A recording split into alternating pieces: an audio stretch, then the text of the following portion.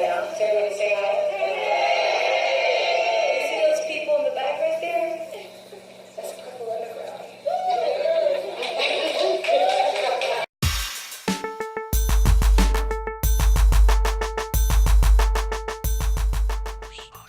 Hey, what's up, everybody? My name is Micah, aka C, capital M to the S, aka the One, and I got with me my two big brothers, Purple brothers. Yo, yo, yo, this is L Boogie, man. Y'all know me. What's going on? P. Ross in the building. And together we are. The Purple Underground. Yeah, Yeah. man. Oh yeah. Yeah. All right. Yeah, and let's do a real quick shout out to the good luck charm, Miss Laura, aka LC, real quick before we get started. LT, what's up, baby? Yeah, yeah. So today's video we got. Today we're gonna talk about our reaction to the review of the New Power Generations show at First Avenue by the Minneapolis Tribune writer Mr. Jon Bream. Yeah, so his article dropped. What was that? Friday, I believe. September 14th, and it is And intelligently titled NPG doesn't live up to princely standards at pay-per-view First Avenue show. right. So real quick, we got whiff of it while we was at Mike Tay's belly dance class, and you know we were just hearing the rumblings of the feedback, and we ended up seeing some of the reactions on our Facebook group page by a lot of the fans, and the Purple Army was not happy. Was not happy at all.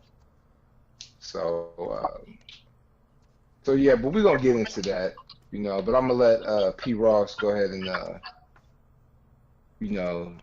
give his intake on what the article has said. Well, for me, it just sounds like a bunch of hate. I don't even know if we was at the same show with this guy, or even witnessed the same thing, because I have no clue about what he's talking about. According to his article, dig if you will the irony of this purple picture. First Avenue, the lead singer is the tallest guy on the stage, and the rest of the NPG are dressed like they stepped out of 5 different bar bands, and they started performing on time. I don't even get that, because like if you really look at a Prince band, you know what I'm saying, they all colorful, they all dress different, you know what I mean, and they all have their own distinctive look. Right. Yeah. For me, it was just a bunch of hate and a bunch of bullshit. You know what I mean? That he just spewing, trolling, basically. You know what I mean? Because the show we was at versus what he saw, we couldn't have been at the same show. Nah. So I just think the guy trolling and he full of it. You know what I'm saying? I had to co-sign everything you just said. It just seemed like to me it was just, and then, well, it just seemed to me like he was just looking for something to critique about.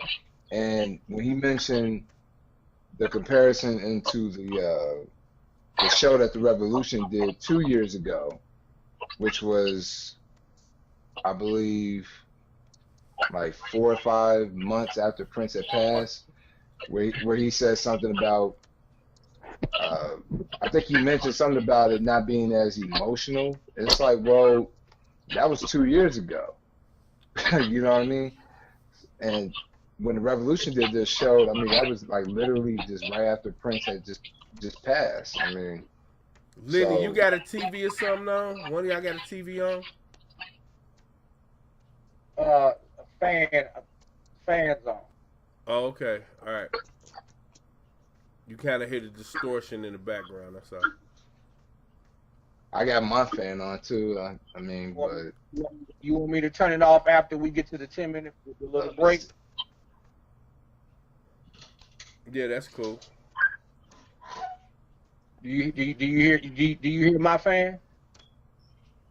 I don't hear nothing now. It must have been Micah fan. maybe it was mine. So, but I mean, but just in comparison to the Revolution, it almost sort of indicates that he's obviously more biased towards that band, and he mentioned the young musician Kobe who did his thing. He did the damn thing. Don't get me wrong with the his performance of "I Can Never Take the Place of Your Man" and "The Ride."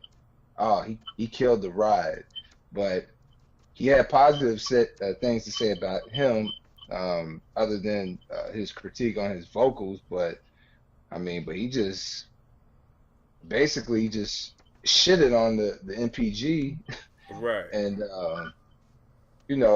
it could be for other reasons too, but which I'm not gonna really go too deep on that. I think L Boogie will wanna touch on that when we get to him. But I think you can read between the lines what I'm saying. So I mean, I really think like I'm all for, if somebody don't like something, they just don't like it. You know what I mean? It don't have to be Right. hate. You know what I'm saying? Like, if you don't like something, you don't like it. You know what I mean? But yeah, this particular review that he done, you know what I'm saying, I felt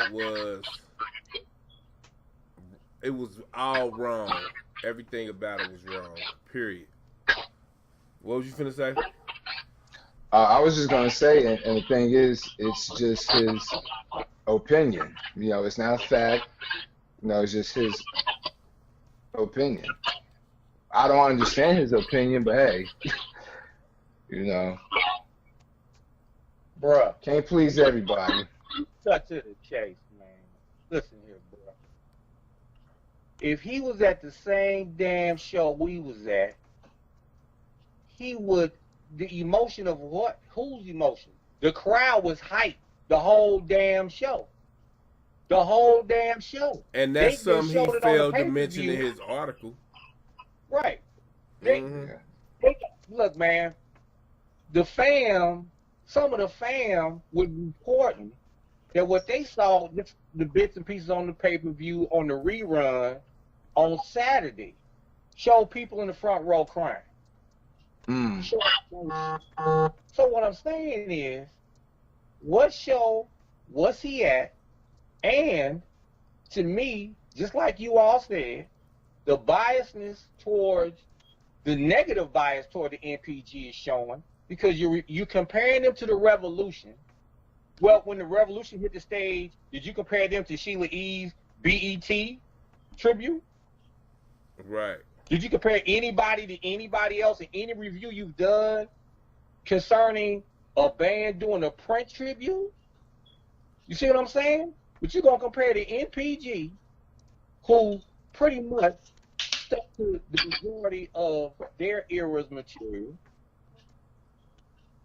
compared to the Revolution, who pretty much, they do their thing, and they're in the era, the Purple Rain era, and all of that stuff, with the song Purple Rain. I mean, come on now. Why are you even comparing the two groups instead of just reporting on the show that night and what happened?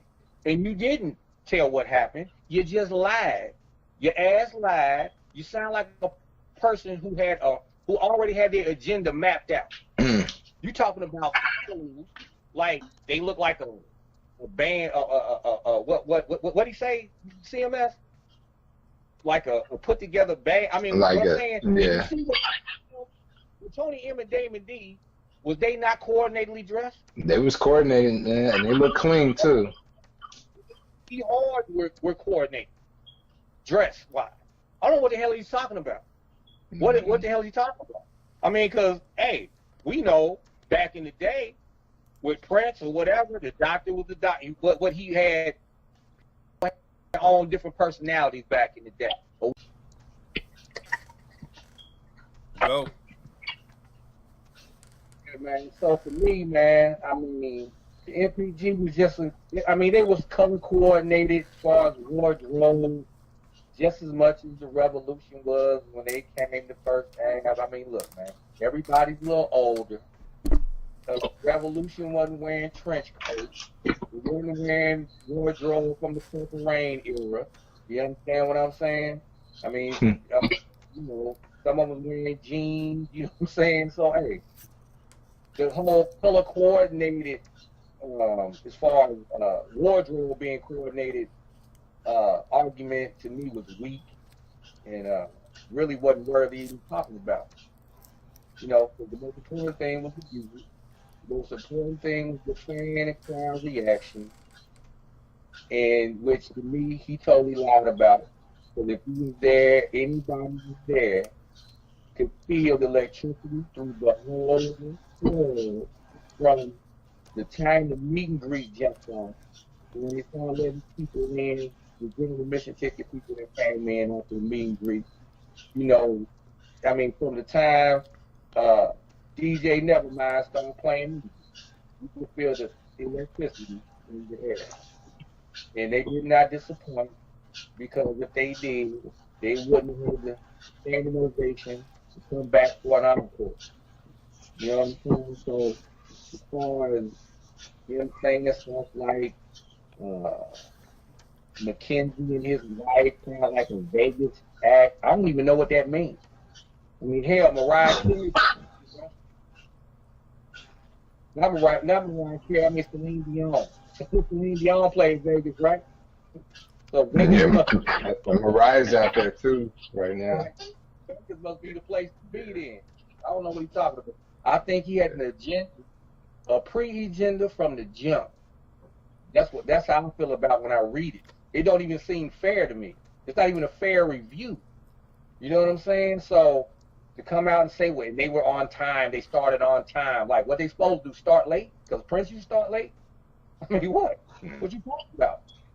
So obviously you wasn't there to really critique the music and the event in a positive way. You wanted to take it negative and take shots at them, because maybe you didn't like them because they weren't the Revolution, or maybe you didn't like them because of the style of the music that Prince started doing when he assembled the NPG in the 90s, or you don't like the Gold Nigga album. I don't know what it is, bro. But to me, this is straight to Jon Bream, straight out of Purple Rain, bro. I think you're full of shit. Word. Yeah. I mean, just if you're being real, even people being real that don't like something ain't this harsh. That's what I'm saying. You see what I'm saying? Like, it, to me, he's just trying to get some headlines, he trolling, and that's just the end of it for me, fucking. That's what I'm saying. So, you got anything else to say, CMS, on this matter? Nah, I think you fellas summed it up pretty much, man. Check it out. So CMS and P. Ross, what you give him on the asshole meter? 5 assholes? 5 assholes plus. What I give him that. Huh? I give him 5. I give him 5 assholes plus as well. Well, we get a 5 assholes and a triple plus from me. So that's it, folks.